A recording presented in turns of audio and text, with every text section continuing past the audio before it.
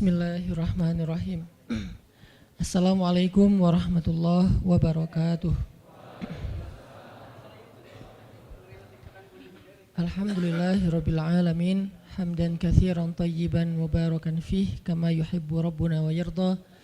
Asyhadu an la ilaha illallah wahdahu la syarikalah wa asyhadu anna Muhammadan abduhu wa rasuluhu la nabiyya ba'dah.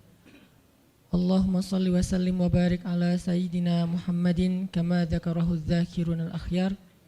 Wa salli wa sallim wa barik ala sayyidina wa habibina Muhammadin makhtalafal lailu wan nahar. Wa salli wa sallim wa barik ala sayyidina wa habibina wa azimina Muhammad wa alal muhajirina wal ansar. Rabbi shrah li sadri wa yassir li amri wahlul 'uqdatan min lisani yafqahu qawli. Rabbana inna nas'aluka ilman nafi'a wa qalban khashi'a wa amalan salihan maqbula wa hayatan tayyiba. Rabbana ilaika aslamna wa bika amanna wa alaika tawakkalna wa ilaika anabna wa bika khasamna na'udzu bi'izzatika an tudillana antal hayyul ladzi la yamut wal insu wal jinnu yamutun wa ba'. Teman-teman semuanya yang dirahmati Allah Subhanahu wa taala, malam ini kita bisa duduk lagi di Markas Pemuda Hijrah. Ahlan wa sahlan bikum. Selamat datang buat semua anak muda Bandung. Mudah-mudahan Bandung ini menjadi salah satu di antara mercusuar dakwah di seluruh Indonesia. Ketika pemuda-pemudanya memberikan sebuah tren yang baik kepada anak muda di seluruh Indonesia dengan gaya dan style anak muda, nongkrong di masjid, mendengarkan sharing tentang kebesaran Allah Subhanahu wa taala. Mudah-mudahan dengan kayak gitu kita bisa memperbaiki iman kita kepada Allah, memperbaiki hubungan kita dengan Allah, yang pastinya nanti Allah akan memperbaiki hubungan kita dengan sesama manusia. Jadi kaidah dasarnya, siapa yang memperbaiki hubungannya dengan Allah, man aslaha ma bainahu wa bainallah aslahallah ma bainahu wa bainan nas. Siapa yang memperbaiki hubungannya dengan Allah, Allah perbaiki hubungannya dengan manusia. Manusia di sini termasuk keluarga, tetangga, masyarakat, bahkan dengan pemimpin dengan rakyatnya, antara satu golongan dengan golongan yang lain, satu agama dengan agama yang lain, itu semuanya diawali dengan islah ma bainana wa bainallah, memperbaiki urusan antara kita dengan Allah Subhanahu wa taala. Jadi ketika anak muda secara tren mulai berbondong-bondong datang ke rumah Allah untuk balikan sama Allah, maka Allah Subhanahu wa taala akan memperbaiki juga urusan mereka di kantornya, di kampusnya, di sekolahnya, di gedung dewannya, di istananya, dan seterusnya dan seterusnya. Dimulai dari kita balikan dulu kepada Allah Subhanahu wa taala setelah selama ini kita mutusin Allah tanpa kita sadari. Selama ini kita cuekin Allah tanpa kita sadari. Selama ini kita anggap Allah bukan prioritas dalam hidup kita tanpa kita sadari. Sehingga dengan tren anak muda mulai datang lagi ke rumah Allah, sujud sejajar antara kepalanya dengan kakinya, dan beristighfar ngajak Allah untuk balikan dalam kebaikan-kebaikan, maka Allah itu Maha Pengampun lagi Maha Penyayang.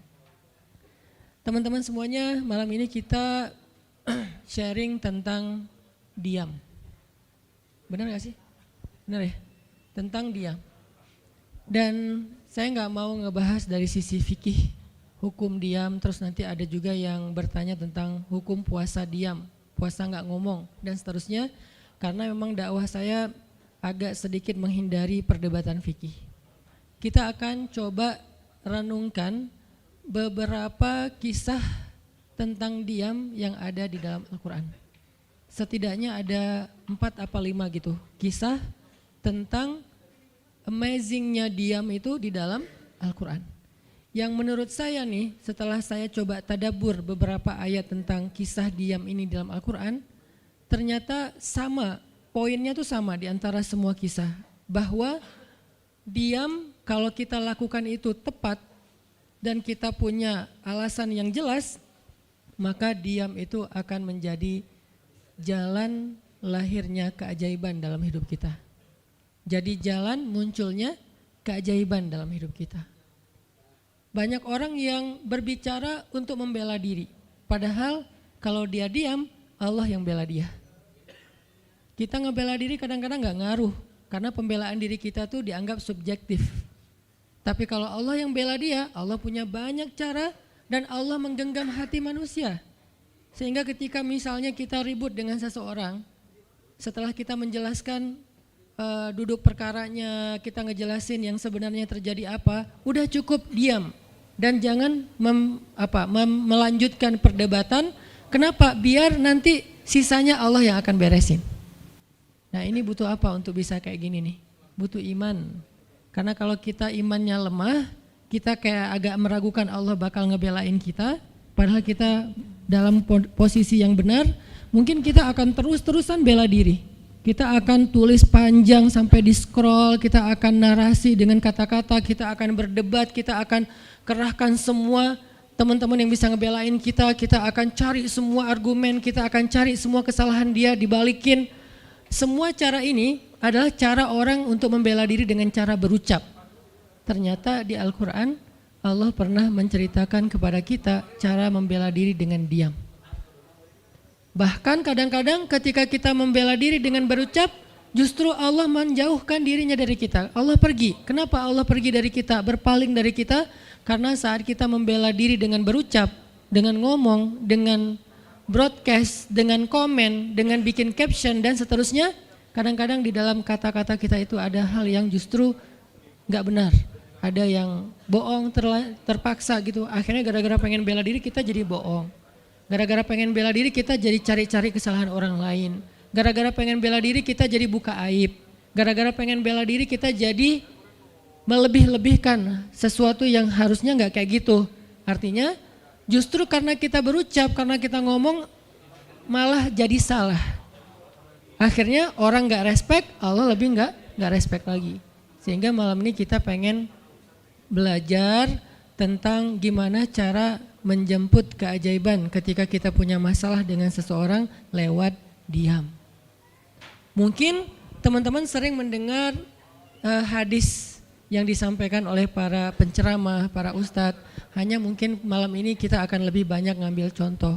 Karena saya pikir narasi-narasi ideal berupa ayat dan hadis udah banyak yang menyampaikan. Tapi membawanya dalam contoh konkret daily kehidupan kita itu mungkin gak semua orang aware. Karena emang kehidupan orang beda-beda. Apalagi misalnya seorang ustadz yang mungkin jarang main sosmed. Dia gak tahu masalah di sosmed itu apa. Seolah-olah sosmed itu bukan realitas hidup. Padahal kita tahu anak muda Indonesia main sosmed sehari gak kurang dari 6 jam. Berarti ada 6 jam realitas kehidupan kita yang jarang dibahas dan dibimbing dengan bimbingan agama Allah, Al-Quran dan hadis. Kenapa?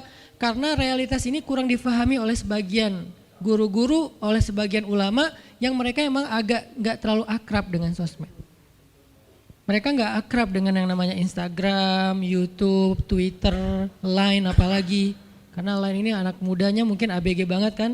Jadi agak-agak kurang akrab. Kalaupun mereka pakai itu hanya karena soleh banget kali ya.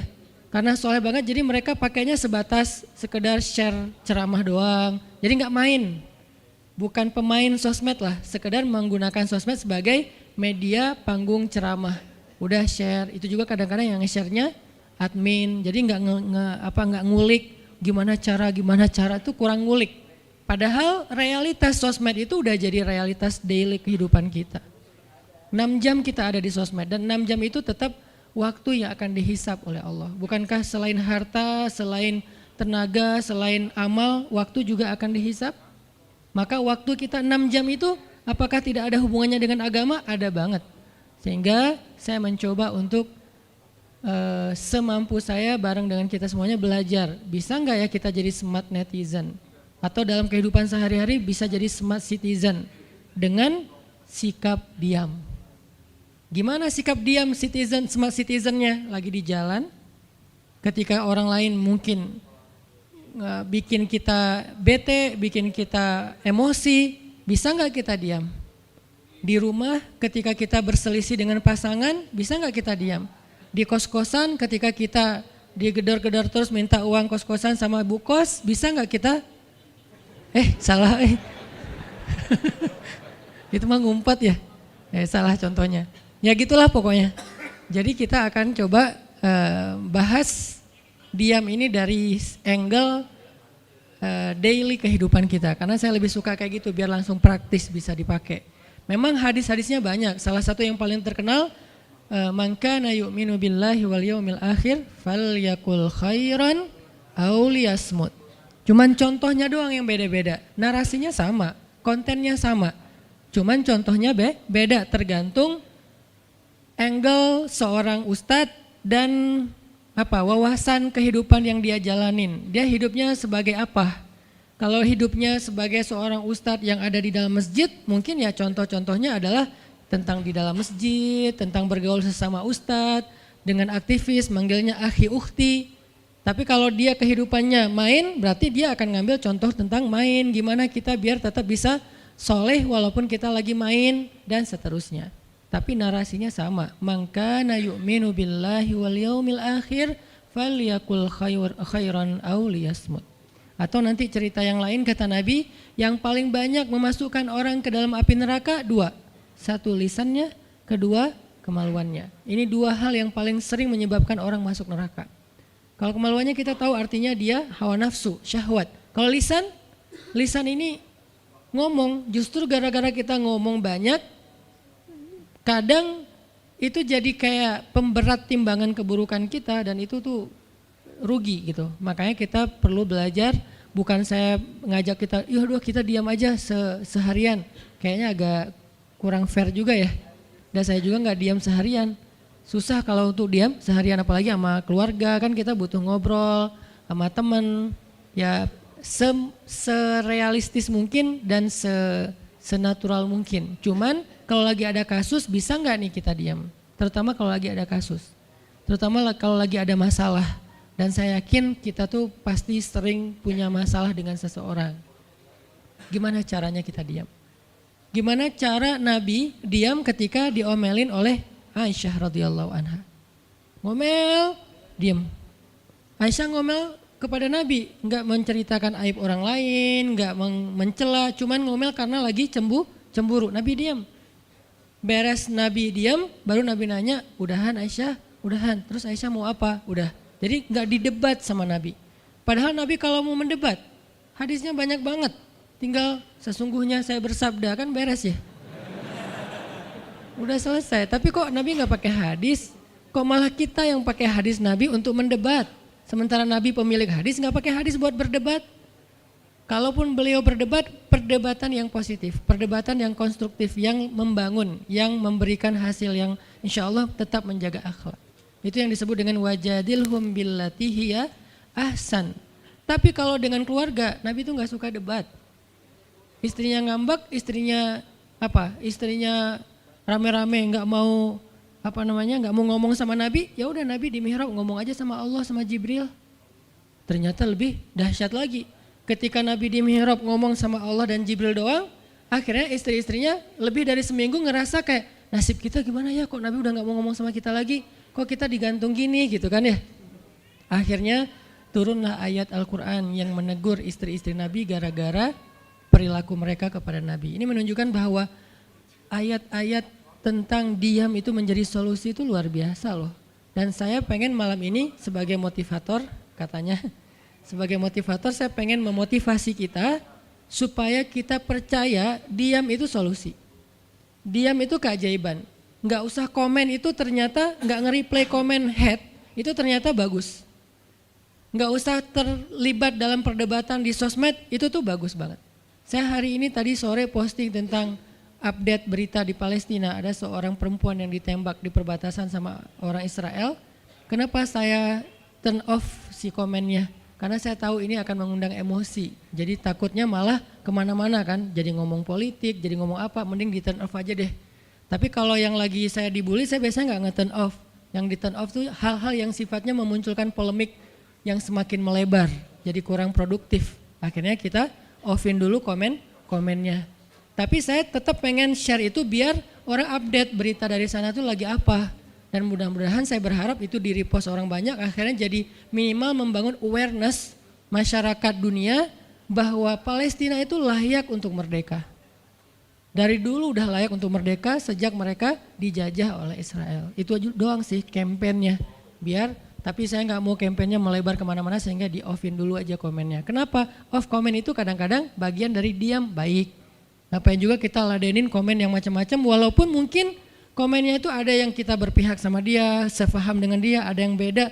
Tapi tetap aja saya lihat kadang-kadang komen itu berlebihan. Sampai muncul kalimat-kalimat mencela, sampai marah-marah, sampai caps lock tanda seru kan ya. Ini kan nggak nyaman lagi kan kalau udah kayak gini, mending diam. Nah di sini kita pengen belajar, diam itu ternyata ajaib. Diam itu ternyata benar-benar kata orang emas. Diam itu ternyata solusi. Diam itu ternyata pembelaan diri yang paling efektif. Kalau selama ini kita masih percaya membela diri yang paling efektif ngomong. Membela diri yang paling efektif itu bikin postingan. Membela diri yang paling efektif itu bikin caption yang bagus. Membela diri yang paling efektif itu komen. Membela diri yang paling efektif itu minta pembelaan dari manusia. Ternyata mungkin itu benar, tapi ada yang lebih efektif lagi. Membela diri dengan diam. Dan gimana cara membela diri dengan diam sampai mendatangkan keajaiban? Itu yang akan kita coba renungkan malam ini. Oke, yang pertama kita akan baca kisah diam di surat Maryam, surat favorit saya. Coba teman-teman buka surat Maryam, surat 19. Di dalam surat ini ada 2 adegan diam. Pertama, adegan diamnya Nabi Zakaria. Yang kedua, adegan diamnya Maryam. Surat 19, surat Maryam, ayat 10.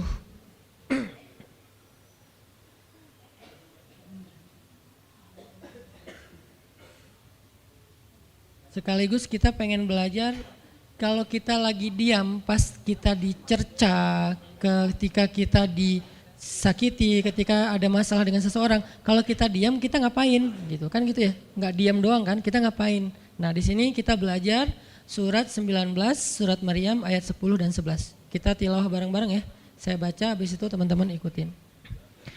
A'udzu billahi minasy syaithanir rajim. Silakan.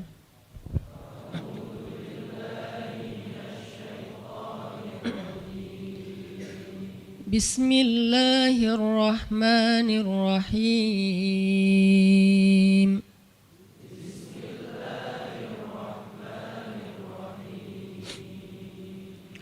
Qala rabbi ij'al li ayah.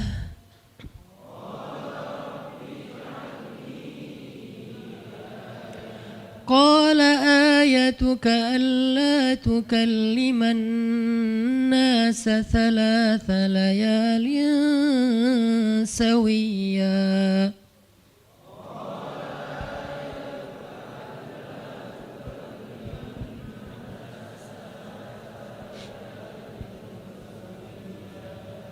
فخرج على قومه من المحراب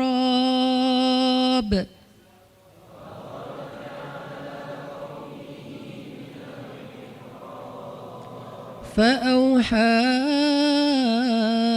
إليهم أن سبحوا بكرة وعشيا.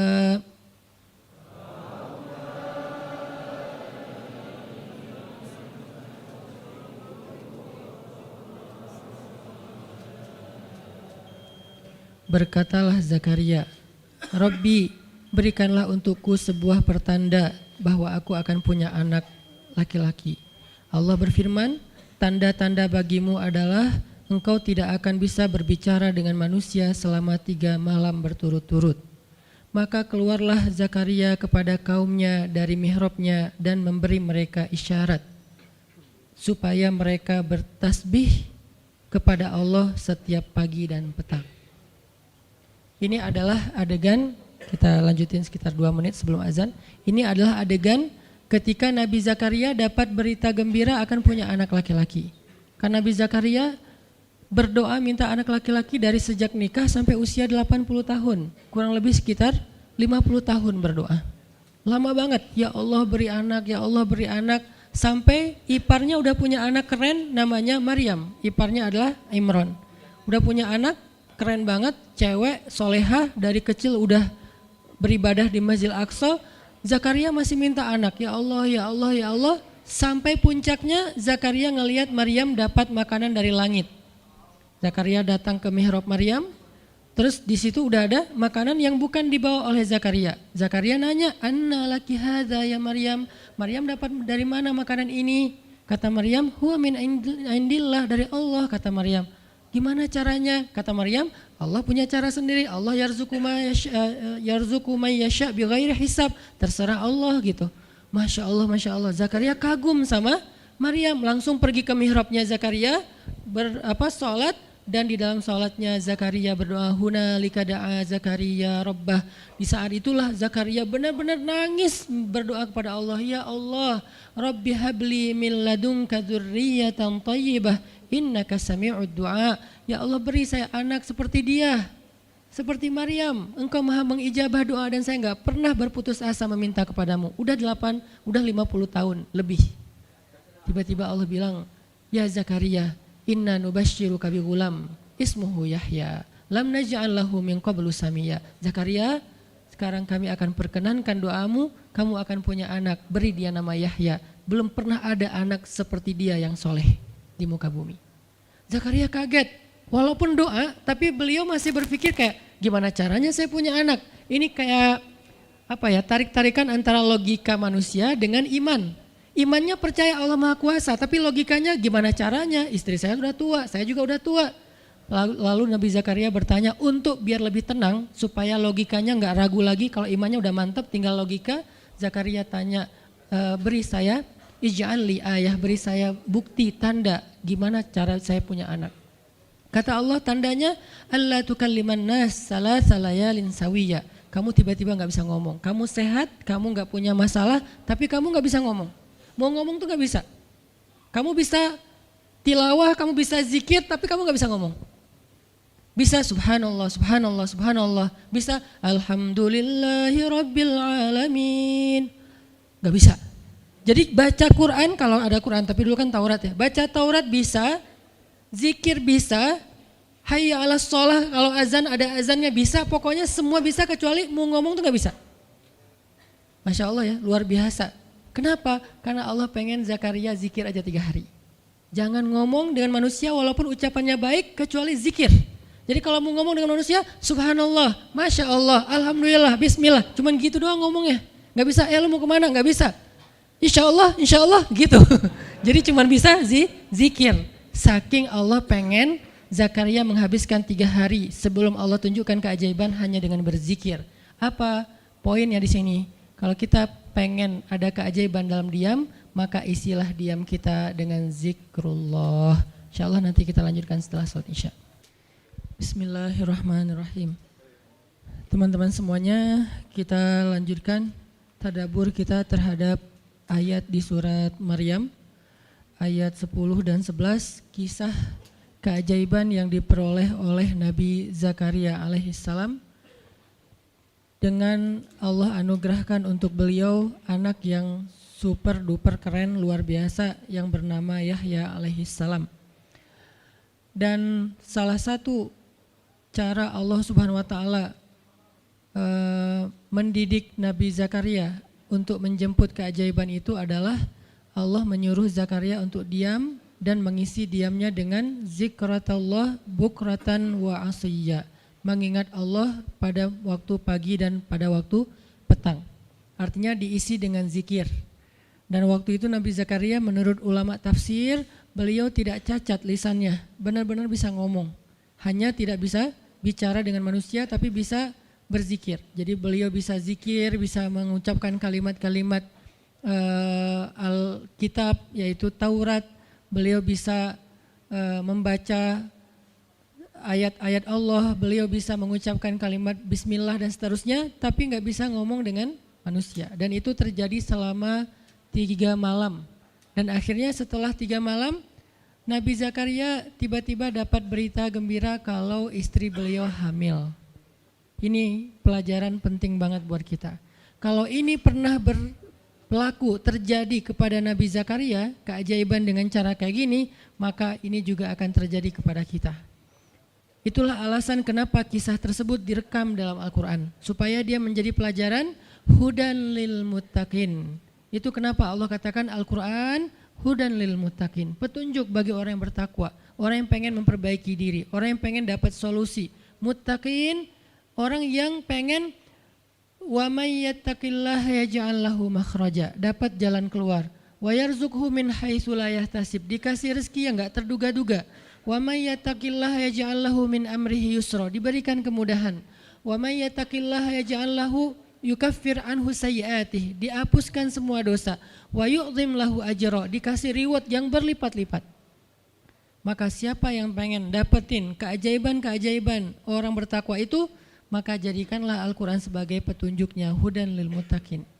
Nah, gimana cara kita jadiin Al-Quran sebagai petunjuk? Jawabannya juga ada di ayat yang sama, la raiba fih, jangan ragukan ayat-ayat Al-Quran, termasuk kisah-kisah yang ada di dalamnya. Sehingga kalau kita benar-benar percaya kisah Nabi Zakaria mendapatkan keajaiban dengan cara diam dan zikir, maka kita coba terapin itu dalam masalah hidup kita, insya Allah kita juga akan mendapatkan keajaiban dan kejutan seperti yang didapatin oleh Nabi Zakaria. Itu pesan poin yang ada di dalam ayat 10 dan 11 surat Maryam. Sehingga buat sebagian orang yang mungkin ngerasa selama ini sering disakiti, sering dicuekin, sering didebat, sering diapain, jangan terlalu diladenin. Kadang-kadang ada teman saya nanya ke saya, Ustadz, ini ada yang ngomongin Ustadz gini di sosmed, perlu kita balas nggak nih? Saya bilang udah diamin aja. Itu tuh santai, tapi sebetulnya itu ada kayak alasan kenapa saya memilih sikap itu, bukan karena kayak males ribut. Sebetulnya kadang-kadang kan ribut itu kayak nyenengin ya, kayak olahraga apa ya, emosi gitu kan. Rame-rame di sosmed itu kayak asik kan, kayak kita ngegame gitu kan. Jadi nge-replay komen-komen orang kayak lucu-lucuan gitu. Saya pernah lihat Rachel V-nya bagus juga sih, ini bukan dalam hal negatif tapi positif, makanya saya sebutnya nama. Rachel itu kan main kemarin ke Australia sama New Zealand. Terus ada dia lagi foto-foto gitu di sana bareng dengan suaminya. Tiba-tiba ada yang komen, Sel, lo nggak cocok di tempat itu, tempatnya bagus tapi gara-gara lo jadi kurang bagus gitu. Terus dia jawab, ya gue nggak cocok tapi dompet gue cocok, kata dia. Kadang-kadang perlu digituin juga sih ya, biar paham. Karena kata Ustaz Abdul Somad, sombong kepada orang yang sombong adalah sedekah. Tapi itu mah pilihan. Rasal memilih sikap santuy. Tapi dengan dia guyonin, kalau saya memilih sikap diam aja deh. Karena saya takut kalau saya ngomong malah jadi panjang debatnya, dan saya merasa nggak mampu untuk selalu membela diri dengan argumen. Karena membela diri dengan argumen kadang-kadang ya kalau bahasa Ustadz Umar Mita, orang yang mencintaimu tidak butuh alasan, orang yang membencimu tidak akan menerima alasan. Jadi kayak ya udahlah, diamin aja. Ternyata dengan kita diam muncul aja keajaiban, banyak keajaiban. Jadi benar-benar saya percaya banget diam itu tuh keajaiban. Dan itu berlaku dalam dakwah, berlaku dalam masalah keluarga. Ketika istri lagi ngambek, dia misalnya komen panjang di sosmed, di WhatsApp misalnya, dia kayak misalnya namanya juga lagi ngambek ya, ngomong panjang di WhatsApp. Kalau saya sabar untuk diam, itu tuh beres dengan sendirinya dan akhirnya malah lebih baik. Tapi kalau saya kepancing, jadi kita balas-balesan. Sepanjang hari WhatsAppan terus nggak beres-beres, tapi hasilnya makin lama tuh tangan pegel, hati panas. Karena kayak pengen dia balas apa, oh balesin lagi, balas apa, balesin lagi, terus aja gitu habis energi dan kerasa gitu capeknya tuh luar biasa. Tiba-tiba muka jadi lebih tua gitu kan ya, tiba-tiba berkerut semua, terus warna kulit makin doff gitu. Ini gara-gara efek stres kali ya. Jadi intinya adalah jangan diladenin, diamin aja setelah kita klarifikasi fitnah. Kalau itu berbentuk fitnah, tetap kita butuh tabayun, klarifikasi biar tidak menyebar fitnah. Tapi beres klarifikasi nggak usah diperpanjang. Berapa kali mungkin teman-teman ngelihat, mungkin saya pernah nggak ada apa-apanya sih dibandingkan Ustadz Felix. Kalau beliau lebih pro lah dalam masalah kayak gini. Kalau saya beberapa kali dibully di sosmed, pernah nggak saya ladenin? Hampir nggak pernah. Cuman klarifikasi maksudnya, udah beres, diamin aja, diamin. Sepahit apapun, sepanas apapun kalimatnya, yang kadang-kadang Ustadz nggak baca. Penasaran soalnya. Kalau kita diam karena nggak baca mungkin nggak ada challenge-nya kan. Ini baca komennya semua sampai ribuan itu satu-satu dibaca tuh. Oh gini ya, bisa gini ya orang ngomong teh. Terus aja dibacain satu-satu. Capek cari air putih, minum lagi, baca lagi gitu. Terus sampai beres dibaca itu. Mungkin 2 hari lah baru khatam. Saking banyaknya komen. Tapi mencoba lagi belajar, bukan udah jago enggak, sama sekali enggak. Mencoba lagi belajar, bisa enggak setelah udah panas banget, gergetan banget beberapa udah bisa banget tuh dibalesin, di replay. Jangan deh, ada yang udah di replay panjang, dihapus lagi enggak jadi. Kenapa? Karena masih belajar yakin diam itu keajaiban. Dan selama ini saya ngebuktiin diam itu emang keajaiban. Kenapa? Karena Allah pernah mengisahkan kisah Zakaria dan kisah-kisah yang lain, bagaimana mereka dapetin keajaiban dengan cara diam. Ini yang kita coba pengen rubah sedikit persepsi kita. Enggak selalu bela diri dengan ngomong, kadang kita bela diri itu dengan diam. Enggak selalu kita dapetin keajaiban itu dengan hanya mengandalkan manusia, tapi justru kita dapetin keajaiban saat kita mengandalkan Allah Subhanahu wa taala. Itu tuh dahsyat. Yang kedua, sekarang setelah Nabi Zakaria dapat keajaiban anak yang soleh banget, sampai Allah kisahkan di ayat 13 gimana solehnya dia, 14, 15 dan seterusnya. Sekarang kita baca kisah kedua, yaitu kisah Sayyidah Maryam. Yaitu ada di ayat 26. Petikannya ada cuplikannya ada di ayat 26. Kalau kisah Maryam mah dimulai dari ayat 16 ya. Tapi yang masalah diam itu ada di ayat 26, 27, 28 dan 29. Bismillahirrahmanirrahim. Silakan.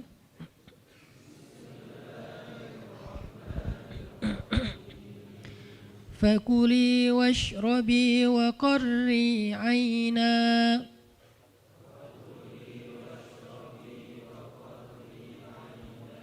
فإما ترين من البشر أحدا فقولي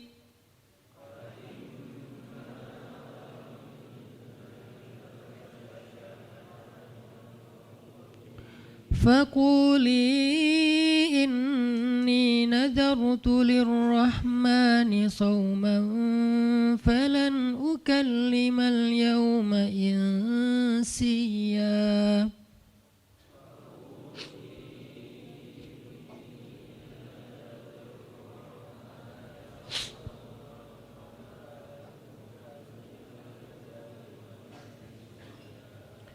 فأتت به قومها تحمله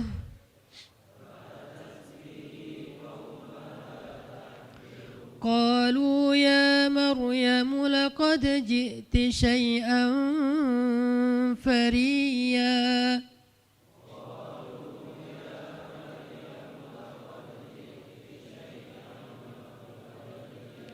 يا أخت هارون ما كان أبوك امرأ سوء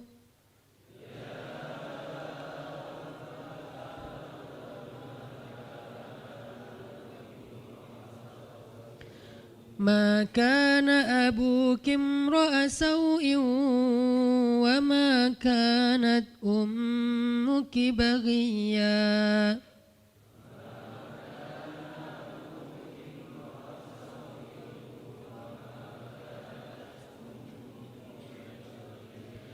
فأشارت إليه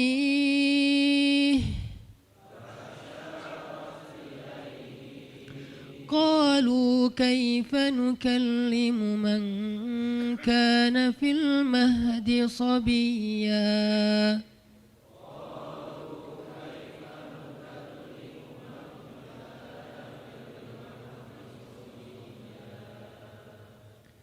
Dan maka makan dan minumlah dan bersenang hatilah engkau wahai Maryam. Dan jika engkau bertemu dengan seseorang, katakanlah sesungguhnya saya telah berazam untuk berpuasa pada hari ini dan saya tidak akan berbicara dengan manusia pada hari ini. Lalu Maryam pun datang kepada kaumnya sambil menggendong bayinya. kaumnya berkata, "Wahai Maryam, engkau datang kepada kami dengan membawa," kalau bahasa kita tuh pembawa apa istilahnya? Sial. Apa ya? Dengan membawa keburukan. Jadi kayak dianggap pembawa kesialan. "Wahai saudari Harun, sesungguhnya ayahmu bukanlah seorang yang nista ataupun pendosa, dan begitu juga dengan ibumu bukanlah perempuan yang hina." Lalu Maryam memberi isyarat, fa'asyarat ilaih, memberi isyarat dengan menunjuk ke arah bayinya. Lalu mereka berkata, "Bagaimana kami akan berbicara dengan seorang bayi yang masih digendong oleh ibunya?" Maksudnya masih terlalu kecil. Ini adalah cuplikan adegan Maryam ketika baru pulang kampung. Jadi ceritanya di ayat sebelumnya, ketika kandungan Maryam semakin besar dan enggak bisa disembunyikan dari penglihatan manusia, Maryam pun pergi menjauh ke sebuah tempat yang tidak ada siapa-siapa. Fahamalathu fantabadat bihi makanan qasiyya. Dia menjauh, mengucilkan diri ke tempat yang enggak dilihat oleh siapa-siapa sampai melahirkan. Jadi kurang lebih sekitar 3 bulan 4 bulan Maryam enggak ada di Al-Quds, enggak ada di di Masjidil Aqsa dan sekitarnya. Dia pergi mengasingkan dirinya supaya tidak ada yang menghujat Maryam karena ngelihat perutnya sudah semakin besar dan dia enggak punya suami. Setelah melahirkan, akhirnya Allah perintahkan Maryam untuk pulang. Setelah Allah ngasih makan, minum dan kebahagiaan buat Maryam, fakuli washrobi wa qarri aina, dengan adegan korma yang menjatuhkan buah-buah rutop dan seterusnya, pulanglah Maryam. Nah, Maryam tahu ketika dia pulang dengan membawa bayi, dia pasti akan dihujat, dicela, dicaci maki, dibully oleh kaumnya. Lalu Allah memberi kepada Maryam bekal. Gimana cara ngadepin yang kayak gitu-gitu? Kata Allah, kalau kamu ketemu manusia, ketemu orang-orang, ketemu kaummu, bilang ke mereka, saya tidak berdebat hari ini. Saya enggak akan berdebat. Jadi dia tetap bisa ngomong. Tapi dia bilang, saya enggak akan berdebat. Saya enggak akan bicara dengan siapapun hari ini karena saya sudah bernazar untuk diam. Bilang kayak gitu kepada kaummu. Maka fa'atat bihi qaumaha tahmiluh. Maka datanglah Maryam kepada Al-Quds, kepada kota Al-Quds dengan membawa bayinya yang digendong. Datang. Baru dari ujung kota kelihatan Maryam, muncullah orang-orang Bani Israel semuanya rame di pasar-pasar mereka, semuanya menghadang Maryam. Maryam tiba-tiba dihadang di gerbang kota Al-Quds. Gak boleh masuk kota Al-Quds. Tadinya ada yang satu orang lihat, Maryam, langsung dia datang ke kota, dia umumkan ke semua orang, wahai Bani Israel, perempuan yang hina yang kita cari-cari sekarang sudah datang membawa bayi haramnya, membawa bayi selingkuhnya, membawa bayi hasil zinanya. Akhirnya orang-orang yang ada di Masjidil Aqsa, yang ada di rumah-rumah, yang ada di pasar, semuanya berkumpul di depan gerbang kota. Menghalang Maryam masuk. Kebayang gak perasaan Maryam? Padahal dia itu lahir di situ, dia beribadah di situ, ayahnya orang situ, ulama pula, pamannya Nabi pula di situ, tapi dia sekarang dihadang oleh semua penduduk Al-Aqsa, penduduk Al-Quds, Bani Israel. Ketika Maryam mendekat, mereka mengatakan, "Ya Maryam, laqad ji'ti syai'an fariya." Ini bahasa Al-Quran. Kalau aslinya lebih tercela daripada ini, karena ini bahasa Al-Quran yang tinggi, Allah menggunakan bahasa simbolik saja.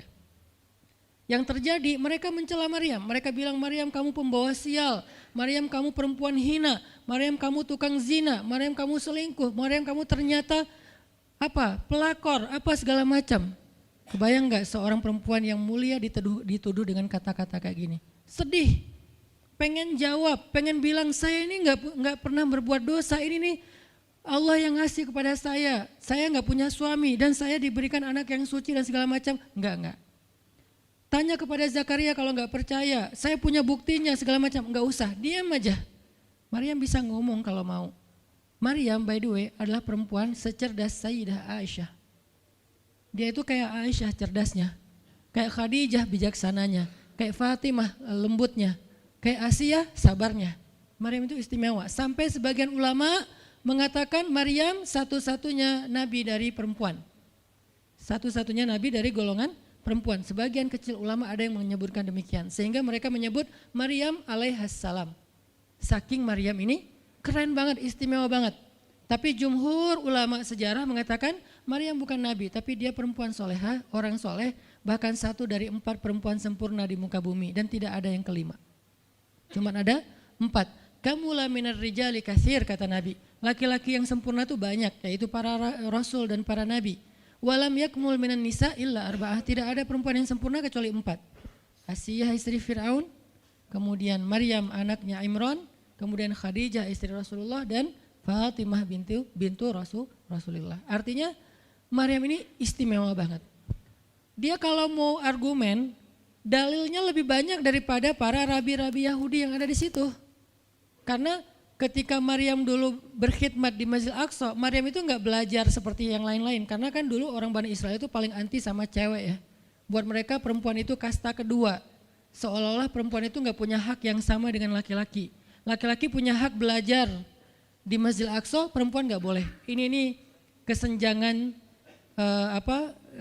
gender di masa Bani Israel dulu. Jadi kalau ada yang mau nuduh Islam sebagai tidak memperhatikan masalah gender, dia harusnya baca sejarah. Justru Islam, Al-Quran, Taurat, Injil mengangkat perempuan untuk setara dengan laki-laki. Awalnya perempuan itu hina di masyarakat Bani Israel, dianggap pembawa sial. Sampai masyarakat jahiliyah sebelum Islam datang, apa yang terjadi dengan bayi perempuan?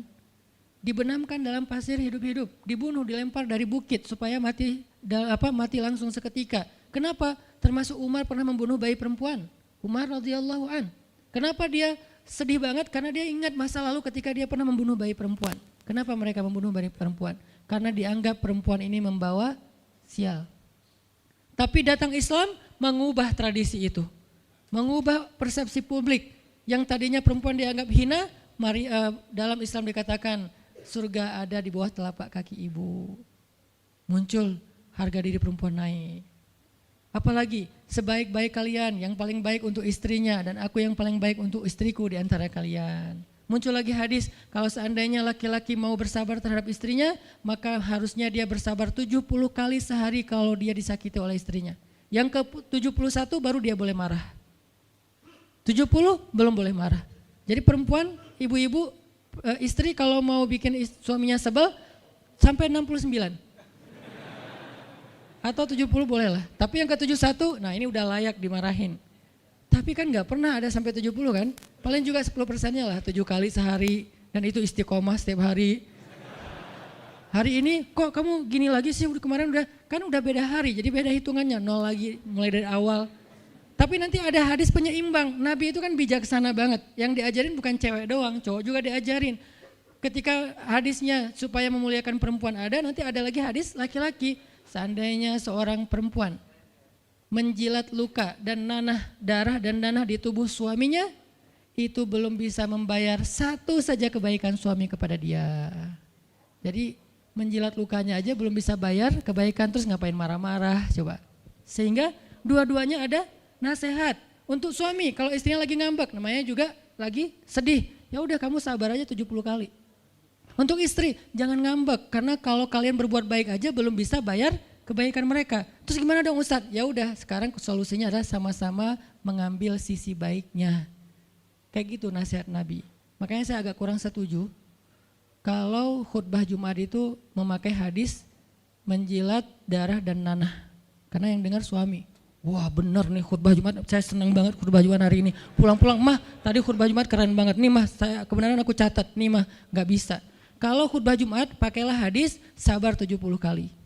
Menasihati suami. Kalau majelis taklimnya ibu-ibu, masalah tadi seandainya saya boleh menyuruh manusia sujud kepada manusia, saya suruh sujud istri kepada suami. Masing-masing ada hadisnya, jangan disilang. Ini gak bijak dalam ceramah, karena harusnya memberi nasihat yang bisa memperbaiki, bukan menambah tuntutan baru. Wah benar nih kalau suami saya dengar, harusnya suami saya datang, Ustadz boleh enggak acara selamatan di rumah saya nanti temanya ini gitu. Kalau perlu ngundang Ustadz yang dia kenal, request dulu untuk ngemojokin pasangan, ini enggak bijak. Balik lagi ke cerita tadi, Maryam tuh pintar banget, cerdas banget. Dari kecil dia udah hafal Taurat. Ibarat anak sekarang hafal Quran. Dan lebih sulit ngafal Taurat daripada Quran. Kenapa? Karena bahasa Al-Quran itu sastra banget. Jadi ngafalnya itu kayak ngafal syair. Itu aja udah susah kan? Kebayang gak ngafal Taurat? Lebih sulit lagi tuh. Dan Maryam dari usia di bawah 5 tahun udah khatam Taurat. udah tahu tafsir Taurat, usia 7 tahun. Bahkan saking keren dan pinternya Maryam, kadang-kadang ketika Maryam ngobrolin tentang Taurat sama Zakaria, itu Zakaria sampai geleng-geleng kepala. Maryam, gitu maksudnya? Sampai nanya ke Maryam, gitu om maksudnya. Maryam ngomongnya ke Zakaria udah kayak ngajar gitu, saking pinternya Maryam. Jadi hadis-hadis Zakaria, Maryam hafal. Kan para anbiya itu punya hadis kan? Hadis Zakaria dihafal oleh Maryam. Tauratnya Musa dihafal oleh Maryam. Kebijaksanaan para nabi dihafal oleh Maryam. Dia dari usia 10 tahun itu udah jadi ulama besar Maryam. Artinya kalau misalnya orang mau berargumen dengan Maryam, dia punya banyak bahan, dia punya banyak narasi. Dia lagian Maryam itu pintar ngomong. Tapi Maryam diam. Jadi kalau kita ngerasa pintar ngomong, pintar komen, pintar apa, tetap aja kita punya alasan harusnya kita diam. Karena Maryam yang lebih daripada kita ternyata juga diam.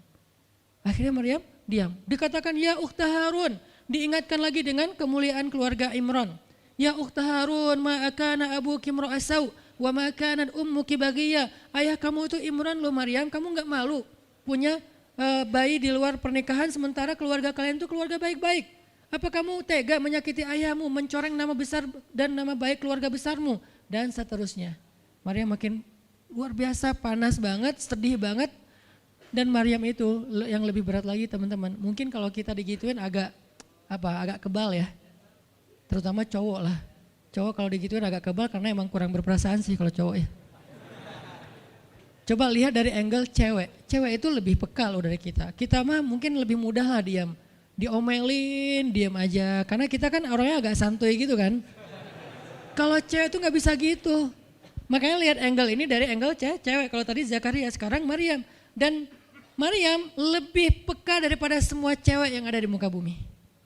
Lebih perasa lagi daripada perempuan yang ada di muka bumi. Sangat-sangat pemalu. Saking pemalunya ketemu cowok keren, ta'awuz coba. Cewek itu perasaannya lebih dalam daripada kita. Jadi kalau misalnya cewek-cewek, Maryam tuh gak punya ketemu cowok keren aja dia ta'awuz. Siapa cowok keren yang ditemui Maryam? Jibril.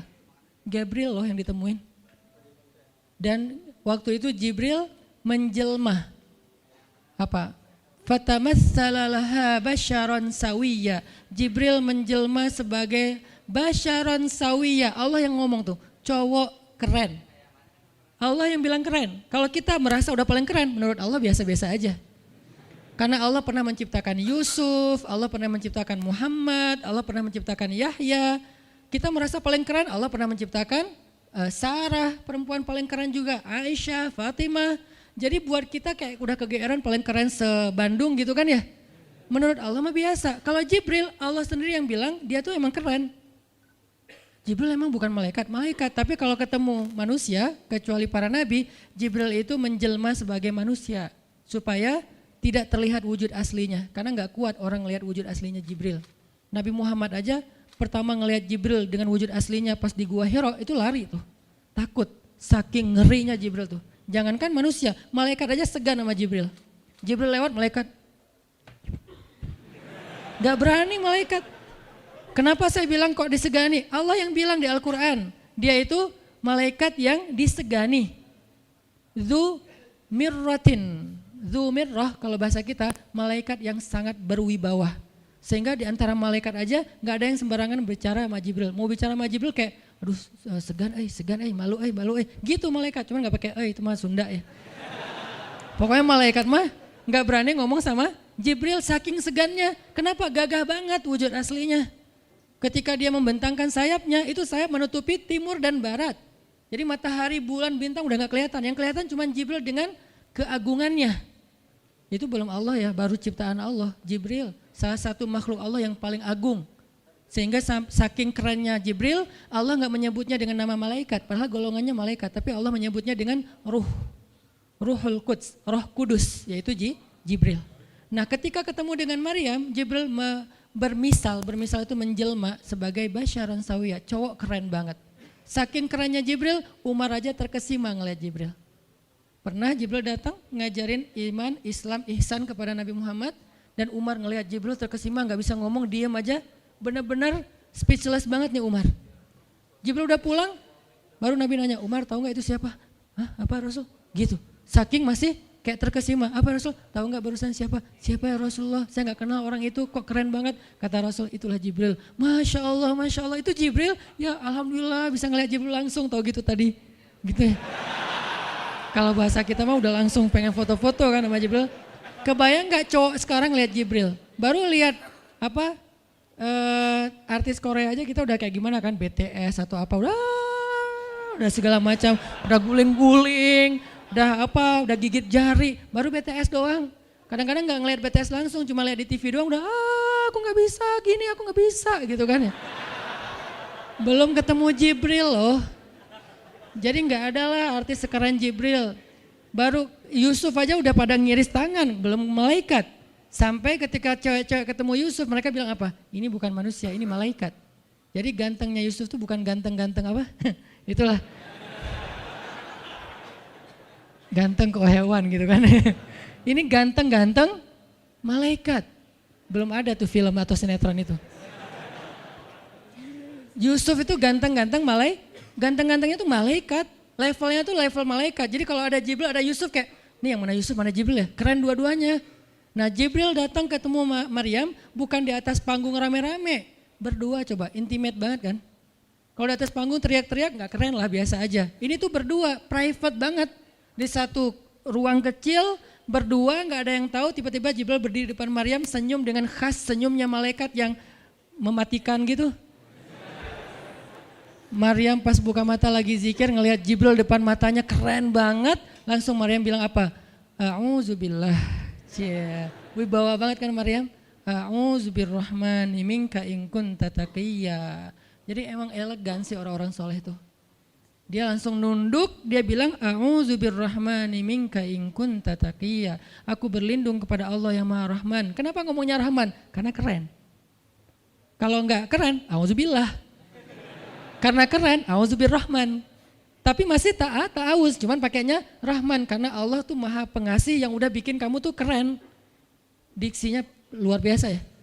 Maryam gak bilang a'udzubillahi minasyaitonirrajim. Enggak, ini enggak layak dibilang syaitan, ini terlalu keren. Jadi enggak bisa a'udzubillah, a'udzubirrahman. Berarti Maryam itu pinter. Sampai dia bisa memilih diksi Asmaullahil Husna. Dia enggak pakai diksi Allah, dia pakai diksi Ar-Rahman. Karena yang datang itu wajahnya tuh wajah orang baik. Tapi keren. Akhirnya a'udzubirrahmani minka in kunta taqiyya kata Maryam. Jibril juga elegan, faham maksud Maryam. Maksudnya kamu siapa? Itu pertanyaannya. Maryam gak nanya, kamu siapa ya? Enggak gitu. Kan gaya culun-culun kayak caper gitu kan.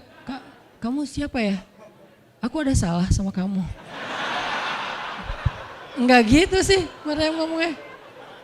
Saking elegannya Maryam, dia nanya kamu siapa tapi pakai kalimat zikir. Keren gak sih? Kita kadang-kadang zikir, A'udzubirrahmani minka in kunta taqiyya. Artinya apa Mbak? Sama-sama gak elegan ya. Kalau Maryam sama Jibril dua-duanya elegan. Bahasa orang elegan tuh emang banyak kode sih. Jadi kita mah yang polos-polos kayak gini, yang remeh-remeh rempeyek gak jelas gini, ya gak akan paham kalau gak baca tafsir. Makanya kalau mau theater of mind, baca Quran itu pakai tafsir, pakai kisah, baru kita ngerti kondisinya. Oh gitu banget ya, dahsyat banget ya kejadian waktu itu. Jibril datang dengan wujud yang kerennya. Maryam pengen nanya kamu siapa? Kok tiba-tiba masuk ruangan saya? Tapi bahasanya A'udzubirrahmani minka in kunta taqiyya. Aku berlindung kepada Allah yang Maha Baik darimu kalau kamu takut kepada Allah. Maksudnya kamu siapa? Takut gak kamu sama Allah? Baru Jibril mengatakan saya adalah utusan Allah, berarti malaikat. Untuk memberi kabar kepadamu kalau kamu akan punya anak. Baru Maryam melihat, gimana saya punya anak? Ya udah ada obrolan nih. Dan mereka udah biasa aja, oh Jibril saya kira siapa, udahlah gak mungkin. Artinya udah kayak gitu nih kesolehan Maryam. Artinya Maryam itu orang yang sangat peka banget, perasaannya dalam banget. Terus nanti ketika Maryam melahirkan anak, tahu gak kata-kata Maryam apa? Ya laitani mittu qabla hadha. Wa kuntu nasyam mansiya. Saat Maryam merasakan sakitnya kontraksi, mau melahirkan Isa, Maryam itu sambil kontraksi sambil bilang, ya laitani mitu qabla hadza wa kuntu nasyan mansiya. Aduhai seandainya saya mati aja sebelum kejadian ini dan saya dilupakan oleh manusia seolah-olah saya tidak pernah ada. Kenapa Maryam ngomong kayak gini? Maryam ngebayangin betapa malunya dia nanti kalau harus membawa bayinya ketemu Bani Israel yang pada bawel. Bani Israel itu terkenal kaum yang paling bawel. Bawelnya banget. Kalau kita baca Al-Baqarah itu isinya kebawelan Bani Israel. Kata Nabi Musa, sembelihlah Al-Baqarah. Al-Baqarah itu kan banyak, yang warna apa? Cari yang warnanya bersih. Yang bersih kan juga ada belang-belangnya nggak dikit. Terus yang beratnya berapa kilo, yang dari mana, dari Bali atau NTB atau dari mana, bawel banget. Udahlah cari aja seekor sapi, sembelih beres. Tapi nanya lagi, bertele-tele. Itulah Bani Israel. Dan Maryam tahu banget karakter kaumnya. Jangankan dengan fitnah kayak gini nih, ketemu Nabi yang udah menyampaikan hal yang benar aja, itu di debatnya tuh habis-habisan. Apalagi dengan kondisi Maryam. Makanya Maryam takut banget, dia nggak kuat menanggung malu. Kalau kita mungkin masih kuat lah nanggung malu, kadang-kadang malah malu-maluin gitu kan. Kalau Maryam nggak kuat nanggung malu, berarti orang yang seperti ini harusnya kan berat banget untuk diam kan, nggak akan kuat diam, harusnya dia ngomong gitu, dia belain diri. Tapi Maryam itu sisi lainnya adalah perempuan yang mukminah, siddiqah, sangat yakin sama Allah. Allah suruh diam, ya udah diam. Gimana pun dihujat, diam. Kata Allah diam. Ya Allah mereka bilang saya itu berzina, diam. Ya Allah bilang ini anak haram, ini anak saya nih, anak yang mulia. Anak yang satu-satunya ketika lahir nggak disentuh setan di antara manusia loh. Satu-satunya manusia ketika lahir nggak disentuh setan. Nabi Muhammad setannya malah diislamkan. Beda, kerannya itu beda. Kalau Isa nggak disentuh setan. Kalau Nabi Muhammad setannya malah masuk Islam.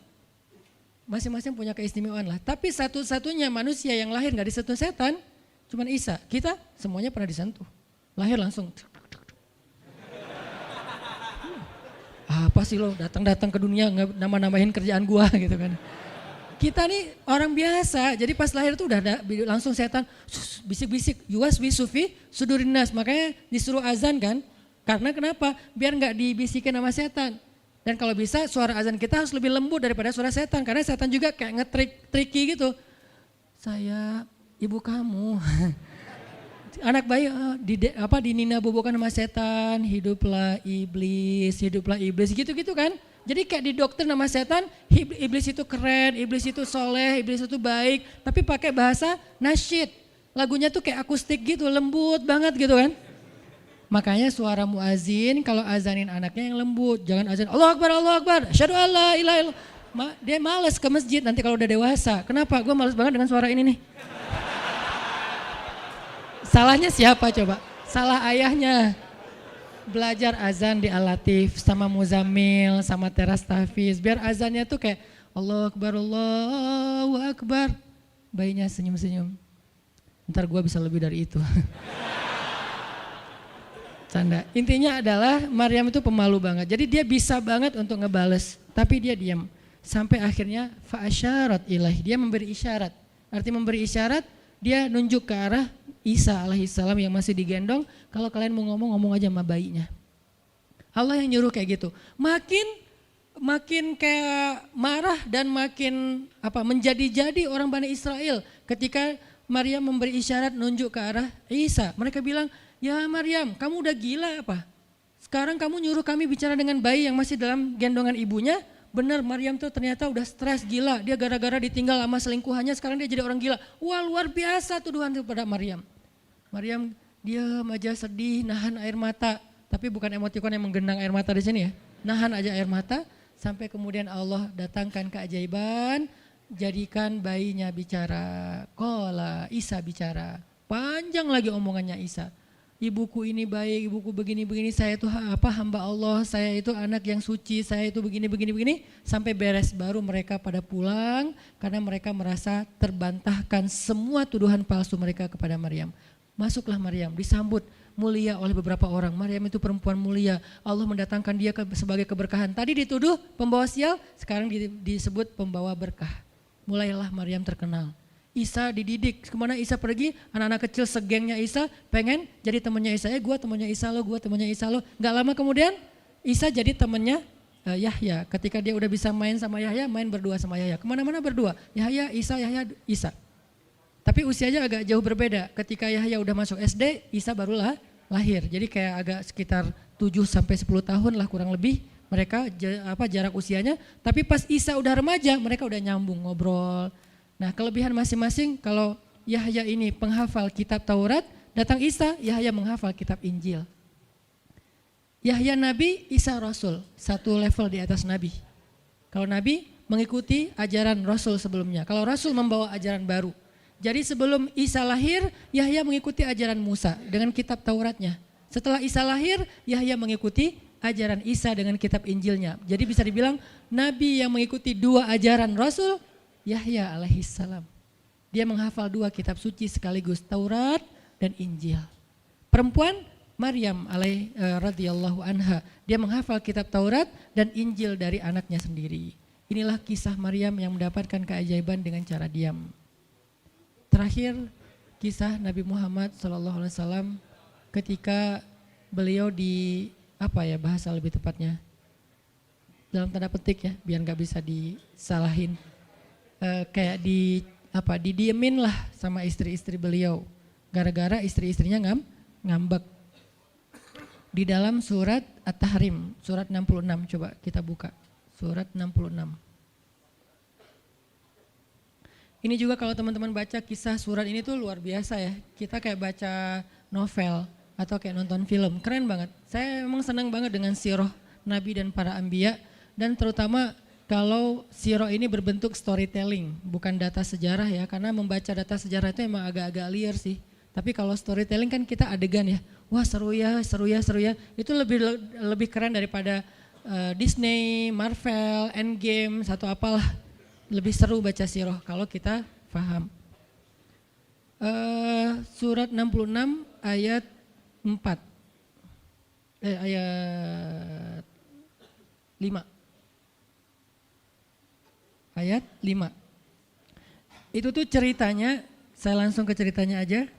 Ceritanya kan waktu itu Nabi itu punya kebiasaan kalau habis asar sampai maghrib, Nabi ngapain pertanyaannya? Apa sih yang dilakuin Nabi antara asar dengan maghrib? Ternyata kebiasaan Nabi di hari Jumat di hari-hari biasa antara asar dengan maghrib itu adalah keliling ke rumah-rumah istrinya. Antara asar dengan maghrib itu waktu family time lah, keliling antara rumah-rumah istrinya. Kalau nggak habis dalam satu hari, besok dilanjutin. Nah, hari itu Nabi datang ke rumah Maria yang dari Mesir itu, istri beliau yang dari Mesir, Maria Kiptiyah. Dan lama di rumah Maria, nggak pindah-pindah gitu. Sementara Hafsah sama Aisyah udah nungguin Nabi di rumahnya Aisyah berdua. Karena emang Hafsah sama Aisyah ini kan ngegeng banget ya berdua ya. Kayak soulmate banget lah, walaupun sama-sama istri Nabi, tapi mereka kayak fair, berdua tuh nggak ada masalah. Kalau yang dengan yang lain mereka cemburu. Nungguin di rumah Aisyah. Hafsah, Nabi di rumah siapa sih sekarang? Kata Hafsah, di rumah Maria. Kok lama banget sih di rumah Maria, dikasih makan apa sih? Gak tahu tuh, dari tadi kita tungguin gak datang-datang, kan sesama cewek nih ngobrol. Lama gak datang-datang, menjelang maghrib Nabi baru datang. Aisyah udah agak bete nih, lama banget sih giliran di Maria aja datang lama, di rumah saya gak datang-datang. Begitu Nabi datang, tuh Nabi datang. Diam aja Aisyah sama Hafsah. Assalamualaikum. Waalaikumsalam. Kayak ngambek gitu kan. Kata Nabi, Aisyah kenapa? Hafsah kalian kenapa? Kata Aisyah, ya iyalah sedih, kok di rumah Maria lama banget dikasih makan apa sih, enak ya? Kata Aisyah, enggak makan apa-apa, cuma minum madu. Oh, kata Hafsah, pantesan kok bau mulutnya enggak enak, pasti madunya enggak benar tuh di sana tuh. Iya enggak benar, jangan minum madu lagi, kata Aisyah. Kata Nabi, ya udah mulai sekarang saya enggak akan minum madu lagi. Demi apa? Menyenangkan hati Aisyah. Aisyah langsung yes, Nabi enggak akan minum madu lagi. Demi saya, berarti saya kan istimewa banget. Kenapa bisa istimewa? Karena aslinya Nabi itu hobi banget minum madu. Kayak saya mungkin senang minum kopi. Tapi demi istri, mulai sekarang saya gak akan ngopi lagi. Kan istri saya ngerasa, wah demi aku tuh dia gak mau ngopi lagi. Kan keren kan? Akhirnya Aisyah ngomong ke istri-istri yang lain. Kalian tahu gak? Kata Aisyah. Kayak ngomong di grup gitu kan? Tapi grupnya bukan grup WhatsApp, grup mereka gitu. Kalian tahu gak? Nabi sekarang gak akan minum madu lagi loh. Kenapa? Karena aku.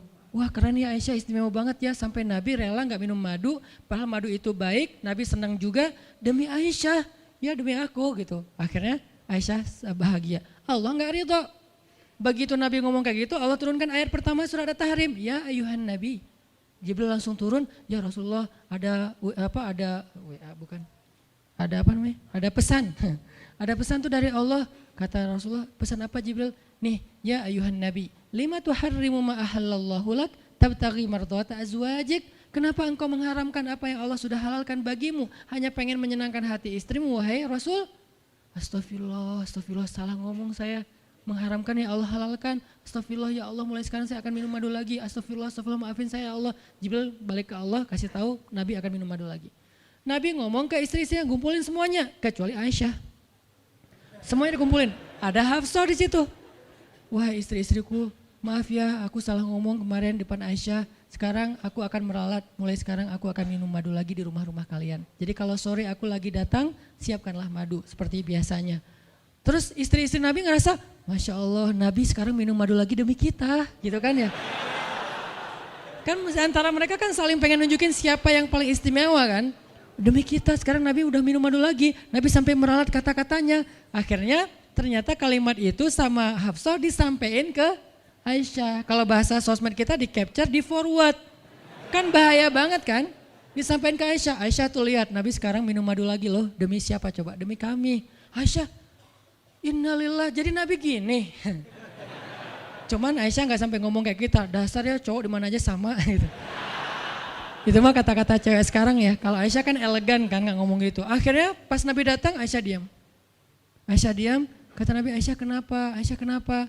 Oh jadi gitu, di belakang ternyata sekarang minum madu lagi. Hah? Nabi langsung datangin sama Jibril. Rasulullah tahu nggak kenapa mereka rame-rame sekarang? Siapa yang ngasih tahu nih ke Aisyah? Jibril ternyata jadi penengah, makanya jangan macam-macam deh sama Nabi. Ada Jibril, ada Allah kan, susah gitu membuat rahasia. Tahu nggak Rasulullah kenapa Aisyah ngambek? Kenapa wahai Jibril? Gara-gara Hafsah ngebocorin rahasia Nabi kepada Aisyah.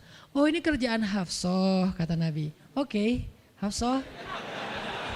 Panggil nih Hafsah. Dipanggil Hafsah, kata Nabi, Hafsah, kamu udah membocorkan rahasia saya. Ini menurut sebagian tafsir. Memang ada banyak tafsir sih. Salah satu tafsirnya kayak gitu. Hafsah, kamu udah membocorkan rahasia aku. Dan sekarang istri-istri pada ngambek. Istri yang lain juga ikut ngambek sekarang gara-gara Nabi kayak sekali minum madu, sekali nggak minum madu. Yang lain pada diam semuanya. Datang ke rumah Ummu Salamah.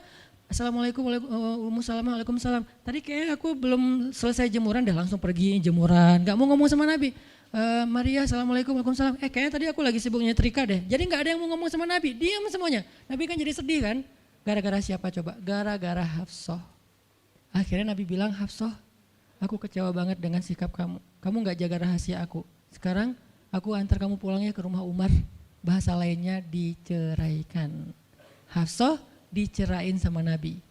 Kerennya Hafsah pas digituin, dia cuma nangis. Dia gak bilang, ya Rasulullah, Rasul tega nyerahin saya, terus saya gimana? Gitu. Enggak. Rasulullah cuma masalah madu doang, cuma masalah capture dan saya forward doang kayak gitu langsung diceraikan. Tega banget sih Rasulullah. Rasulullah gak punya hati apa? Enggak. Hafsah tuh diam. Ini nih keajaiban diam yang lain ya.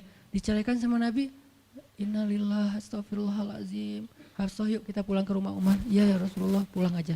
Baik banget nih Hafsah, soleha banget. Jadi by the way emang semua istri Nabi itu soleha, cuman namanya perempuan kadang-kadang muncul sifat dasarnya mereka cemburu, mereka sedih, mereka baper. Tapi itu manusiawi dan perempuan yang soleha pun merasakan hal itu. Hafsah pulang ke rumah Umar. Assalamualaikum, waalaikumsalam, dibuka sama Umar. Ya Rasulullah, Hafsah langsung masuk ke kamarnya. Ya Rasulullah, anak saya bikin salah apa? Pasti dia nyakitin Rasulullah ya. Maaf ya Rasulullah. Langsung Umar marah-marah. Hafsah, kamu ngapain sama Rasulullah? Hafsah diam aja, dimarahin habis-habisan sama Umar.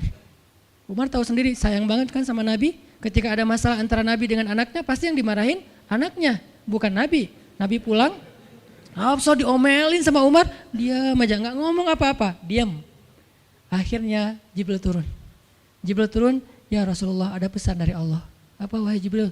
Di surat At-Tolak, surat putus. Kan At-Tolak itu artinya diputusin. Bahasa ini pesantrennya dicerai. Turun surat At-Tolak, kata Jibril, Allah nyuruh kamu raji'ha ya Rasulullah, raji'ha innaha qawwamah sawwamah fa innaha min azwajika fil jannah. Wahai Rasulullah, rujuk Hafsah. Disuruh rujuk. Allah enggak redha Rasul menceraikan Hafsah. Tahu enggak kenapa Allah begitu membela Hafsah ketika Hafsah ada masalah dengan Rasul? Salah satunya karena Hafsah diam. Harusnya Allah ngebela Rasul, Umar aja ngebela Rasul. Sahabat-sahabat ngebela Rasul karena Rasulullah selalu benar. Tapi Allah ngebela Hafsah. Kenapa? Karena Hafsah diam, sebegitu ajaibnya diam. Sampai ketika ada seorang perempuan bermasalah dengan kekasih Allah, Allah malah membela perempuan ini, bukan kekasihnya. Raji'ha ya Muhammad, rujuk Hafsah. Dia itu istrimu di dunia dan di surga. Akhirnya Rasulullah, jadi saya rujuk, wahai Umar, ya Hafsah masih nangis di kamarnya. Balik lagi Rasulullah naik onta ke rumah Hafsah, Assalamualaikum, Waalaikumsalam. Ya Rasulullah, udah saya marahin tuh. Hafsah kata Umar, udah gak apa-apa Rasulullah, udah gak usah bersedih, udah saya marahin habis-habisan dia tuh.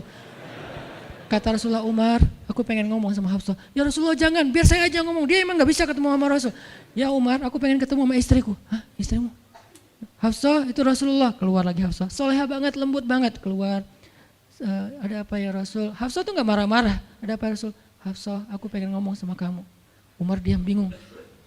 Kata Rasulullah, Hafsah, aku ingin ajak kamu balikan. Romantis gak sih? Rasul pengen ngajak Hafsah balikan. Kok balikan sih Ustaz? Ya rujuk kan balikan. Rujuk artinya kembali ya balikan. Hafsah balikan yuk.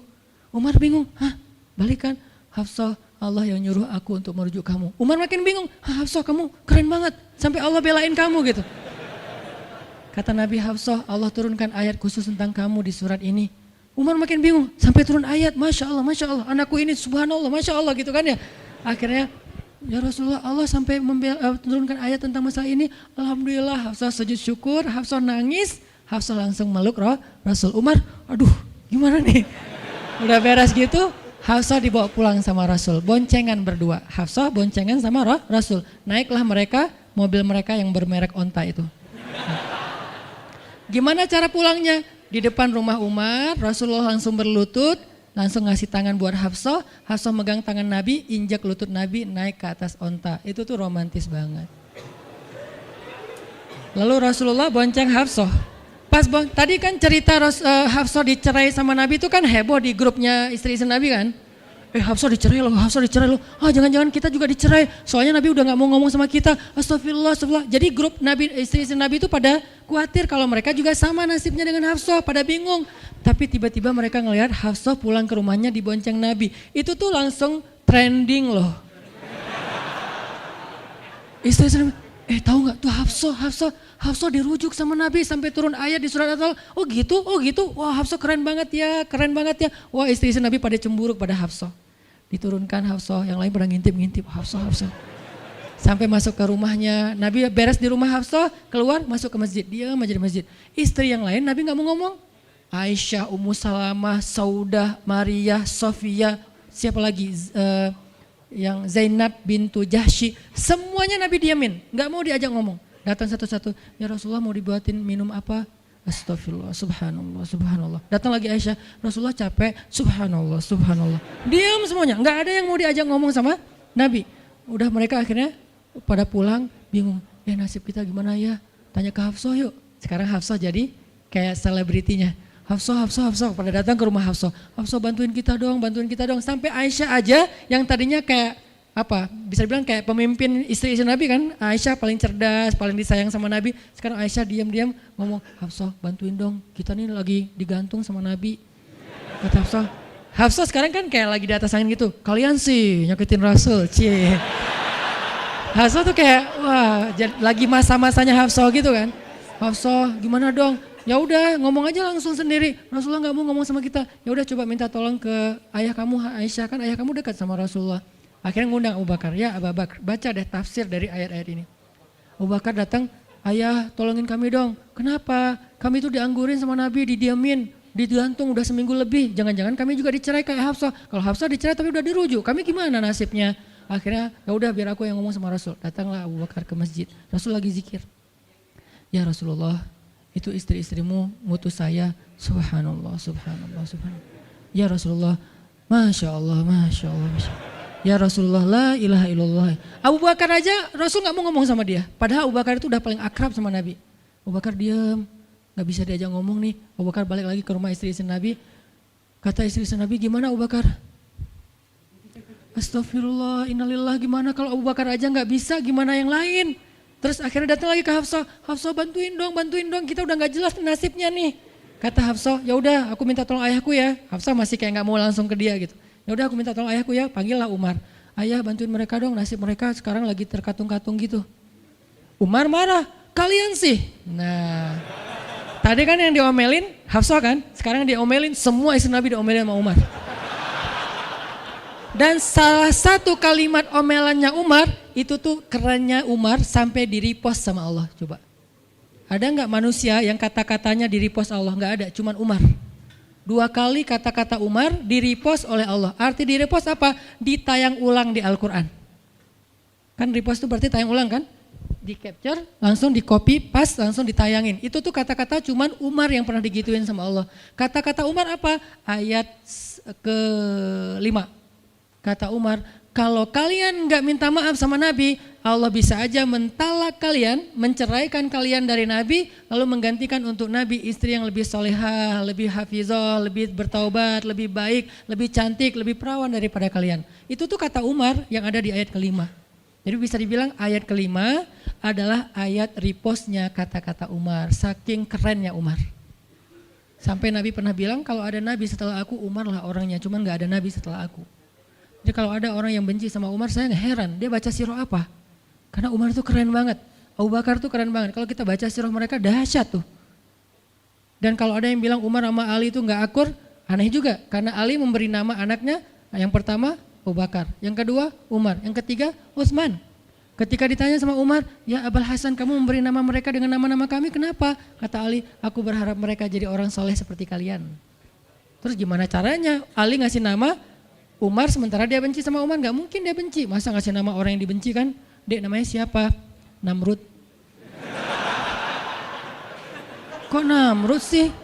Kan ayah saya benci banget sama Namrud. Datang lagi, dek namanya siapa? Iblis. Kok iblis sih gitu kan ya? Gak mungkin lah. Ngasih nama anak pasti karena sayang. Kayak saya ngasih nama Aisyah, Maryam, Mutia, Yahya, Ertugrul. Itu karena memang saya ngefans dan ngidolain banget dengan nama-nama ini. Yahya, Ayyash, 3 tokoh di situ. Nabi Yahya, Ayyash sahabat Nabi, dan Yahya Ayyash mujahid Palestina. Jadi 3 tokoh sekaligus. Nabi Yahya saya ngidolain banget supaya Yahya jadi anak kecil yang seperti Nabi Yahya menghafal Quran. Kedua, Ayyash itu sahabat Nabi Muhammad. Kemudian yang ketiga, Yahya Ayyash sekaligus itu nama mujahid Palestina yang paling pintar ngerakit banyak senjata-senjata untuk ngelawan Israel, dan dia dibunuh sama Israel. Saking Israel benci sama Yahya Ayyash, untuk membunuh Yahya Ayyash mereka ngebom 1 blok untuk membunuh Yahya Ayyash, dan mudah-mudahan dia syahid dalam dalam kejadian itu. Artinya saya ngefans gitu. Ali juga kayak gitu. Balik lagi ke cerita tadi, akhirnya ngundang Umar. Umar datang ke Rasulullah. Ya Rasul, saya diutus istri-istrimu. Subhanallah, subhanallah. Ya Rasul, bicara dong, kasihan mereka kayak digantung. Ya Rasul, apakah engkau menceraikan mereka semua? Baru Rasulullah ngeliat ke arah Umar, Rasulullah tersenyum, Rasulullah bilang, enggak wahai Umar. Allahu Akbar, kata Umar. Dia langsung takbir, Allahu Akbar. Istri-istri Nabi dengar suara takbirnya Umar, itu pertanda, kode, berarti berita gembira. Istri-istri Nabi juga Allahu Akbar, rame gitu kan. Umar masuk ke rumah istri Nabi, wah Umar, busyra ya Umar, busyra berita gembira, wahai Umar, ya berita gembira, kalian tidak diceraikan oleh Nabi. Tapi jangan macam-macam lagi ya. Ya Umar, ya. Akhirnya sujud syukur semuanya. Beres sujud syukur, mereka bilang, kita masak-masak yuk untuk Rasul yuk, syukuran. Di rumah siapa? Ya di rumah Hafsah lah. Akhirnya mereka masak-masak di rumah Hafsah. Pas sudah beres masak-masak, mereka ngundang Nabi untuk pulang. Tapi yang berani ngomong sama Nabi cuman Hafsah, kita udah beres masak nih, minta dong Nabi pulang ke rumah. Ya udah tenang, biar aku yang minta. Hafsah datang, ya Rasulullah, kami masak-masak loh untuk Rasul, yuk pulang yuk. Ya Hafsah, udah beres Nabi zikir, sujud, beliau balik sama Hafsah. Sampai ke rumah Nabi, tenang, udah selesai lah urusannya. Apa yang terjadi setelah itu Ustadz? Udah gak ada riwayatnya, jadi gak bisa diriwayatin. Pokoknya beres itu mereka pun hidup bahagia selamanya. Apa pelajarannya di sini? 2 orang di sini dapat keajaiban lewat diam. 1 Hafsah, Allah suruh rujuk gara-gara dia diam. Kedua Nabi, diam aja sambil zikir sampai akhirnya Allah beri pelajaran yang berharga. Istri-istrinya yang tadinya ngambek serentak semuanya insaf bahasa kita, sadar dan mereka minta maaf kepada Rasulullah. Jadi kalau istri lagi ngambek, lagi ngomel, diam. Isilah diam kita dengan zikir. Tapi zikirnya bukan auzubillah minasyaitonirrajim, auzubillah. Jangan, dia bukan setan. dia hanya lagi ngambek. Subhanallah, Masya Allah, Alhamdulillah lah. Yang paling efek itu la haula wala quwata illa billah. Itu ngefek banget. Mudah-mudahan ini bisa menjadi penyemangat, motivasi untuk kita semuanya. Betapa kata as-samt, as-sukut, diam aja dalam Islam itu adalah kebaikan yang luar biasa dahsyat. Mudah-mudahan itu bisa jadi behavior, perilaku kita sehari-hari, perilaku kita di sosial media, perilaku kita di jalan, di rumah, dimanapun. Sehingga orang yang sudah hijrah, udah ngaji, mukmin, harusnya bisa menjadikan diam sebagai bentuk pembelaan diri kalau dia ada masalah. Barakallahu fiikum. Subhanakallahumma wa bihamdika asyhadu an la ilaha illa anta astaghfiruka wa atubu ilaik. Assalamualaikum warahmatullahi wabarakatuh.